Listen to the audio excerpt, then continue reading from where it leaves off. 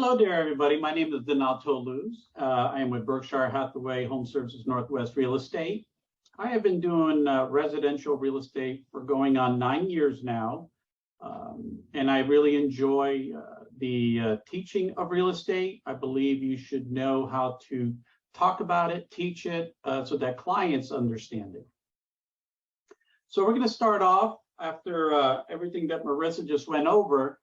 The next sections are really all about how to place offers, how to communicate this to us, to the seller via the listing broker. So when placing an offer, what's really important is you got to keep your priorities in mind. When Marissa and I do our consultation with you, we're going to ask you a lot of questions, and we keep that information because that's how we set up our searches in the Northwest MLS, is based upon your priorities. With that, the next thoughts are, what are you willing to pay for a property? In our current environment, we're not seeing as many multiple offers. The thing is are you willing to pay to a property up to your pre-approval amount, below your approval amount? It really just depends on your comfort zone with ultimately your monthly payment. What kind of cash do you have on hand? Why do we say this? Is because sometimes, even though you're pre-approved, let's say, $500,000, and maybe it's a really hot home, there's going to be a lot of people wanting to put offers in, you sometimes can go above your pre-approval, at least as long as you can bring in that cash to pay over the purchase price, but not forgetting that there also are closing costs and things of that nature that have to be also taken into account. Are we going to pay at or over list price? Well, in our current environment, buyers are really not having to go over list price. Very few homes, like I mentioned, are in a scenario of multiple offers, having to do escalations. There are a few certain areas, but right now it's kind of very rare to see multiple offers going on.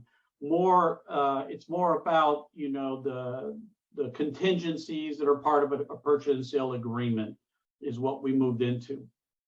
As far as a purchase and sale agreement, you need to be prepared to put down a minimum of 1% of the purchase price, which is earnest money. That earnest money is deposited with the escrow company that's handling the closing of the purchase.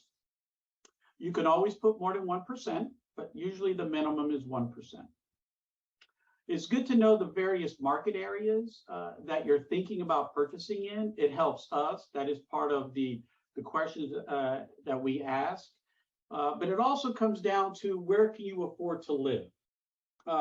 Obviously, a lot of people, they want to live inside Seattle proper itself.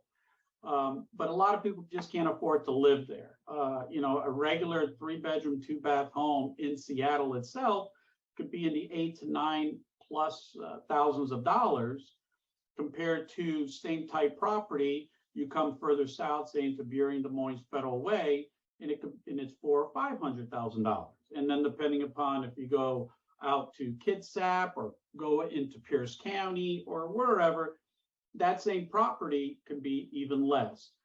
But that also goes on to, how far are you willing to drive? Some of the biggest questions we ask is, where do you work?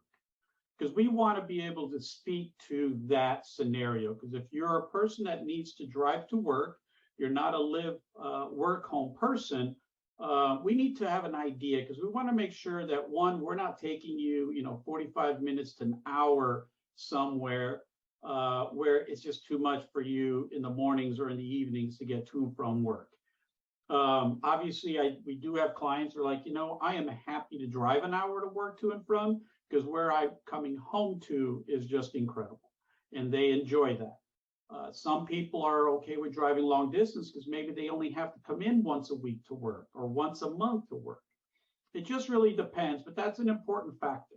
How far are you willing to drive? That includes family, that includes friends, that includes schools, that includes really everything. What are you willing to drive? Be prepared for a counteroffer. Yes, there are counteroffers happening, especially if you decide and you say, hey, Donato, I know the property is priced at $625. We reviewed all the comps. I'm looking at various things on our own, and I think I only want to offer, say, $600,000, which is fine. I write up offers based upon our conversations and what you're comfortable with, but don't be shocked if the seller comes back with some sort of counteroffer. And don't compare your process to other scenarios that maybe your family, your friends, whatever's occurred, because each transaction is its own transaction. The biggest things is you don't know what occurred in that transaction. All you've heard is maybe a one-sided scenario, but you didn't get the whole picture. Because there's a lot of moving parts that go into the purchasing of a home.